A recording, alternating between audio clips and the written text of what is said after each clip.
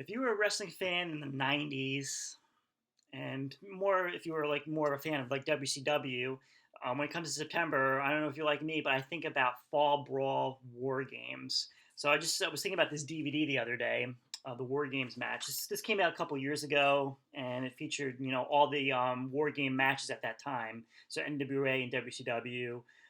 Nothing of the current NXT War Game matches that happened afterwards.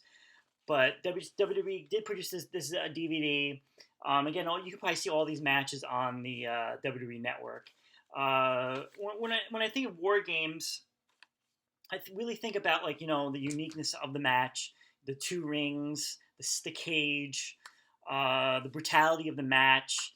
It was really cool. That's what I kind of that set WCW apart from WWE. Like WCW was more into those like gimmick matches, like stuff that you don't really see. WWE really played it safe, I would say. They never did kind of matches like this.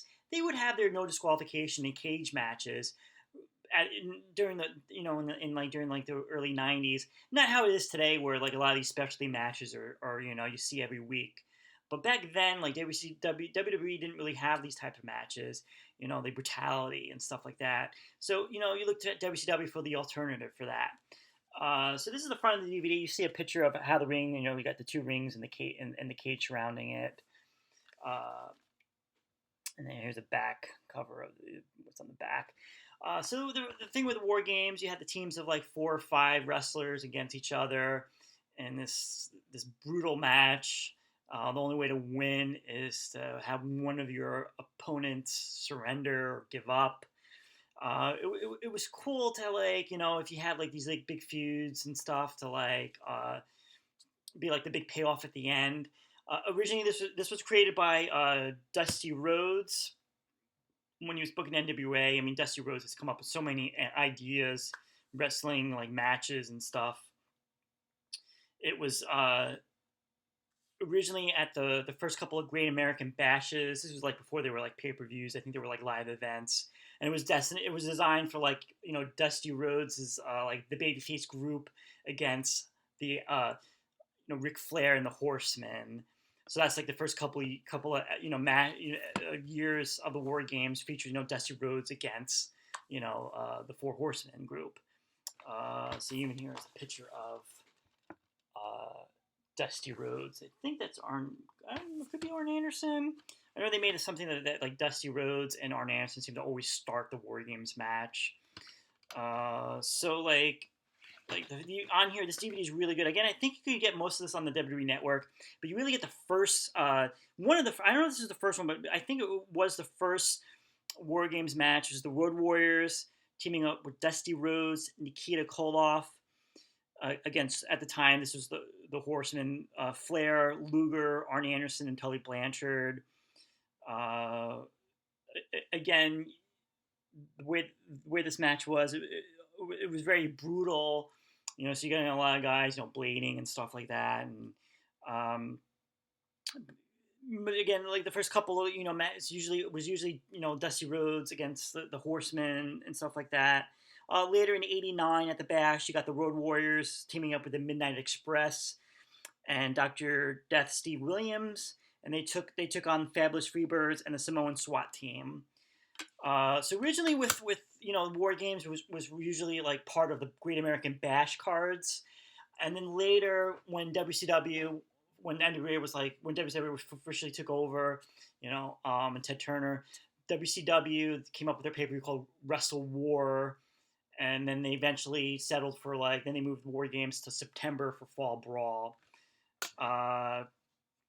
Other matches on here. So again, you had Wrestle War February 24th, 1991. I don't think they had War Games in 1990. I think they took a break. They didn't do any War Games in 1990. I could be wrong, but I don't remember there being a War Games in 1990. So 91 they came back. Again, it was like the Four Horsemen together. It was like Ric Flair, Sid Vicious, Barry Windham, and Larry Zbyszko. I don't think Zbyszko was part of the Horsemen. He might have been just there, filling in for maybe like Arn Anderson. I don't know why Arn Anderson wouldn't be on the card, because this is after he should have been back in WCW by '91. because he went to WWE with Tully Blanchard in '89. So he should have been back in WCW by then. And then they took on Sting, Brian Pillman, and the Steiner brothers. Uh, this is the match where if you watch it is when Flying Brian took a big bump where like Sid Vicious went to powerbomb him, and I think he lifted him up, and like Flying Brian's like head hit the top of the cage, and then like Sid just slammed him down, almost like he broke him in half. And I think that the Horsemen did win that War Games. Then we have probably the War Games match that I think everybody remembers, especially if you're a fan in the '90s and you like WCW like me. It was Wrestle War May of '92. It was Sting Squadron, which comprised of Sting, Nikita Koloff, Dustin Rhodes, Ricky Steamboat, and Barry Windham against the Dangerous Alliance. Where Dangerous Alliance was kind of like they were like Four Horsemen at the time, like the heel group. It was managed by Paul Heyman. But at the time, he was going by Paul E. Dangerously, hence the Dangerous Alliance. It was Arnie Anderson, Bobby Eaton, Steve Austin, Larry Sabisco, and Rick Rude. So again, that was like the heel stable. Everyone had were champions, and and it was led by Rick Rude. This was really a brutal match. Probably one of my favorite War Games matches. Just the fact you got Sting and Nikita Koloff. About a year ago, they were feuding. So now Nikita's back, and he's like a babyface. Dustin Rhodes and Barry Windham were a tag team. So you have this match, and it was very brutal. There is a spot in the match where like Steve Austin is like busted open. He's bleeding everywhere, and Dustin Rhodes is like slamming his head on the turnbuckle, and the turnbuckle is like completely red with blood. It's very brutal. You don't really see those matches like that anymore. But it's a really good match. I mean, '92 WCW. It was during the Bill Watts era, so you definitely should check it out on the WWE Network. Then in '93. That's when I believe they went. '93 is when they came up with Fall Brawl, and they moved War Games to that event. So that was the big showcase of that pay per view. It was Sting, Davey Boy Smith, Dustin Rhodes, and the Shockmaster. This was the setup, if you remember, when the Shockmaster came out and he tripped the wall and fell. They were building up to this pay per view, and they were taking on Sid Vicious, Vader, and Harlem Heat.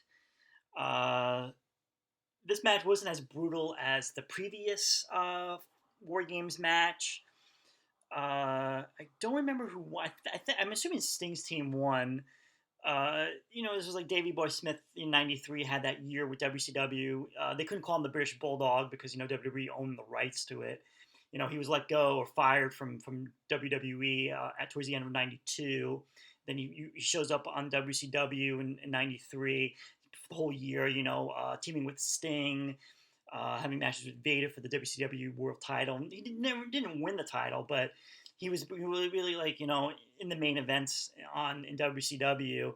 I don't know if you guys remember, he had it was Sting and Davey Boy Smith teaming up against Vader and Sid Vicious for Beach Blast '93, and they shot this like kind of commercial on the beach with a boat exploding or something like that.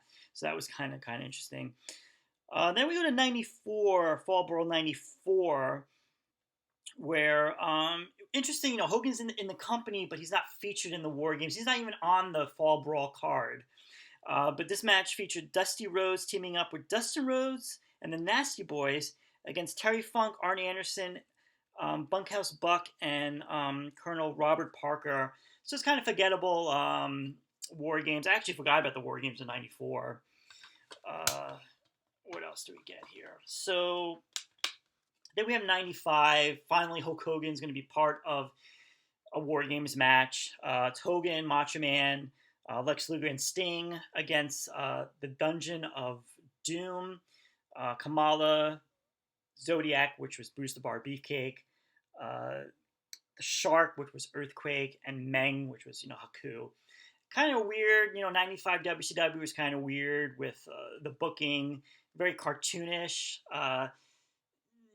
all these guys, like Kamala, Meng and Shark, which we know was Earthquake, people that Hogan felt comfortable working with. They've had their matches in WWE, so Hogan has a history with those guys.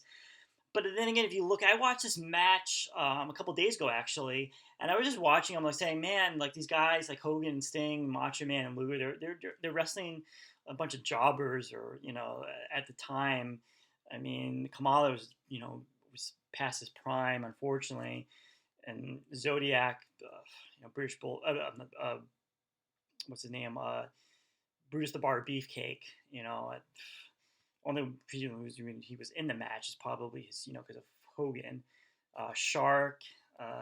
So it wasn't really like, to me, it was a kind of like a letdown. That whole angle. It wasn't until a year later when WCW started really turning things away. But I felt that the Dungeon of Doom angle and storyline with Hulk Hogan was really bad. But again, they need Hogan, need heels for Hogan to work with, I guess. But War Games 96, that's when things were changing. We have the NWO. What an angle that was. I got to make a video about the NWO and how much of an impact that storyline had on wrestling. But the build up to this War Games was who was the mystery partner for the NWO. It was speculated, they were like saying that Sting has turned on WCW and has joined the NWO. They even had, like, I remember watching Nitro many, many years ago during this, when Lex Luger was outside, it was raining, and Sting came out. Supposedly it was Sting coming out of the limo, the NWO limo, and attacked Luger, and everyone was like, "Oh my God, the Sting joined the NWO." Obviously, it wasn't Sting if you really looked at him, and the guy, with quick glance, maybe, but like it wasn't Sting. We knew that, and then this really started the Sting storyline and character change, which was really cool. Probably one of the best things WCW ever did. So the match was Hollywood Hogan, Scott Hall, Kevin Nash, and the mystery partner, which turned out to be the fake Sting, against Ric Flair, Arn Anderson, Lex Luger, and Sting. Sting at the end comes out, clears, beats down all the heels, Stinger splash, everything, and then he leaves the ring saying, "You trust me now?" And then he leaves the ring. What a great story! And I just remember watching Nitro afterwards, the day after, and I was like saying, when Sting did the speech, saying like he turned his back on WCW and saying, like, I was like upset because I was like saying, is Sting gonna not wrestle anymore? The following year, so we got Fall Brawl 97. Kevin Nash teaming up with Buff Bagwell, Syxx, and Konnan against Flair, Steve McMichael, Benoit, and Curt Hennig. This is when they had Curt Hennig turning on the Four Horsemen. I don't think that was a smart idea, booking-wise. I feel like everybody was joining the NWO at the time. It was like watering it down or diluting the NWO when everybody was joining it. I really thought like they could have made Curt Hennig a top babyface. I was thinking like Curt Hennig, like, late 92 and 93, when he came back from the back injury and he teamed up with Macho Man against Razor and Ric Flair at Survivor Series 92. I was thinking that you could really build, you could have made Hennig a top babyface, something different, so he's not lost in the NWO shuffle there, which he would become. But then you had the Flair Hennig matches that would come later. Then the last War Games match, Fall Brawl 98, was kind of different because this time they had three teams: WCW, NWO, and it was NWO Wolfpack, NWO Hollywood. So it was Diamond Dallas Page, Roddy Piper, and the Warrior. Ultimate Warrior was actually in this match for WCW against Hollywood, which was Hulk Hogan, Stevie Ray, yes, and Bret the Hitman Hart. And then the Wolfpack was Kevin Nash, Sting, and Lex Luger.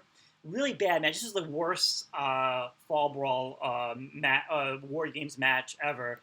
It was a quick match. And then they made a stipulation where the winner becomes like the number one contender for the WCW title. So instead of being like a team thing, it becomes like an individual like match. So of course you're going to want to get the pin so you can get the title shot.